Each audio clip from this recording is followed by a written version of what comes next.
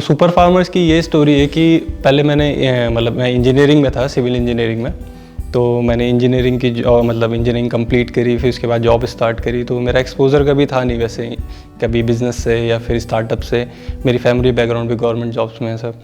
पर जब मैं पहली बार जॉब में आया, प्राइवेट जॉब में आया, तो मैंने बिज़नेस के बारे में देखा, कैसे बिज़नेस होता है, कैसे कंपनी रन करती है। तो मुझे एक थोड़ा सा इंटरेस्ट आया बिज़नेस में। तो फिर उसके बाद मैंने बिज़नेस के बारे में पढ़ा, सारी रिसर्च करा कि कैसे बिज़नेस होता है। फिर स्टार्टअप्स के बारे में पता चलने लगा।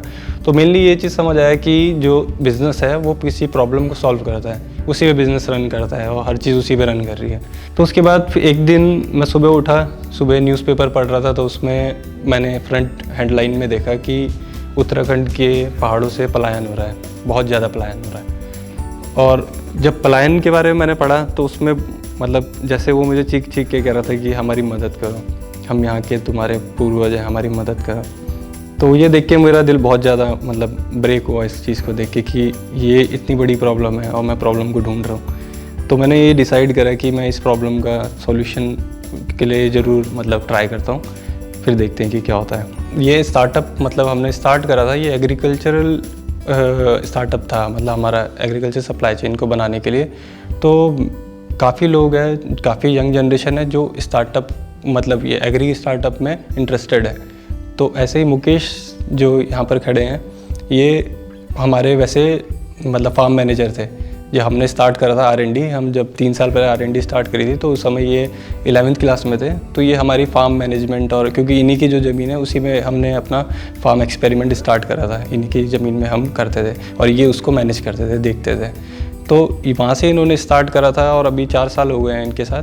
पर अब जब हमने बिज़नेस स्टार्ट करा उस समय हमारा नॉट फॉर प्रॉफिट ऑर्गेनाइजेशन था, कैरगी फाउंडेशन। तो उस समय ये हमारे एज अ मैनेजर का वर्क कर रहे थे साथ में। अब जब हमने बिज़नेस स्टार्ट करा, अपना स्टार्टअप स्टार्ट करा है, तो हमने इनको एज एक एग्री एंटरप्रेन्योर लिया है एज अ को फाउंडर, जिससे कि एक जो उत्तराखंड के जो यंग जनरेशन है उनके लिए एक मोटिवेशन बन सके कि एक पहाड़ का, गाँव का बंदा भी ऐसा कुछ कर सकता है। तो हमारा स्टार्टअप जो अभी कर रहा है, वो हमारा स्टार्टअप अभी एग्रीकल्चरल सप्लाई चेन बना रहा है, organic, fair trade and traceable super foods की। जो हमारे जो फार्मर्स हैं, अभी 9 विलेजेस में फार्मिंग कर रहे हैं। अराउंड 41 फार्मर्स हैं जो हमारे साथ जुड़े हैं, जो इस चीज़ की फार्मिंग कर रहे हैं, चिया सीड्स की। और आगे हम और सुपर फूड्स में भी रिसर्च कर रहे हैं। बेसिकली चिया सीड्स को हम इसलिए यूज़ कर रहे हैं क्योंकि उसमें हाई वैल्यू क्रॉप है, हाईली न्यूट्रिशियस है और इसका कोई जानवर नहीं खाता है। सबसे अच्छी बात यह है। तो अभी हमारा B2B ओरिएंटेड जो हमारे सप्लाई चेन है, और हम B2B सेल कर रहे हैं। और अभी हमारा ऋषिकेश के जो कैफ़ेज़ हैं और जो ब्रांड्स हैं, ऋषिकेश के ऑर्गेनिक ब्रांड्स, उनको हम सप्लाई कर रहे हैं अपना चिया सीड्स।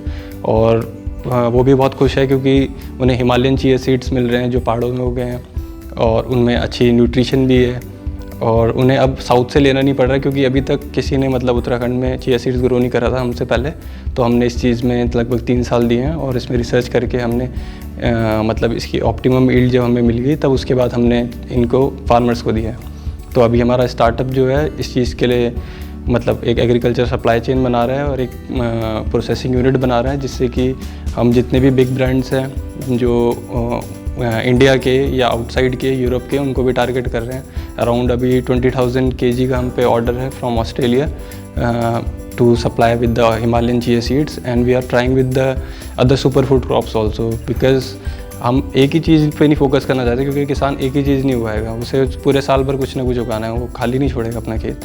तो हम एक मॉडल बना रहे हैं 7 सुपर फूड्स का, जिसमें इंक्लूड है आपका chia seeds, quinoa, hemp seeds और some traditional seeds also, amaranth and ragi, जैसे मंडवा जिसको बोलते हैं आप।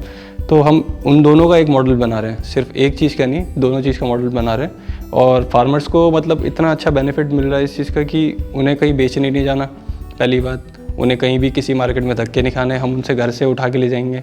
फिर उसके बाद उन्हें इसके लिए जहाँ उनकी बंजर ज़मीन है, जहाँ पर वो देखते भी नहीं है, वहाँ पर वो इस चीज़ को लगाए, क्योंकि इसको कोई जानवर नहीं खाता। इसको पानी की ज़रूरत नहीं है क्योंकि ये बरसात की फसल है, बरसात इसको बहुत है इसके लिए। और इसकी सबसे अच्छी बात ये है कि इसकी वैल्यू भी बहुत ज़्यादा है। जो अगर वो आटा, चावल ये चीज़ उगाए, गेहूँ उगाए, मक्की उगाए, इनकी वैल्यू से कहीं ज़्यादा वैल्यू उसकी है। तो ये वन स्टॉप सॉल्यूशन है उनके लिए। फीड में हमने अभी तक मतलब हम जिसमें लैक कर रहे थे वो थी मार्केटिंग, अकाउंटिंग। हमें बिजनेस लैंग्वेज नहीं आती थी एक्चुअली। हम फार्मर से बात करने में अच्छे थे, प्रोडक्शन में अच्छे थे, रिसर्च में अच्छे थे, पर हमें जो बिज़नेस लैंग्वेज थी वो नहीं आती थी। इस वजह से हमने मतलब जो अभी ट्रेनिंग ली है उसमें हमें काफ़ी चीज़ों में पता चला कि अभी हम कहाँ पर, अभी किस लेवल पे हम खड़े हैं।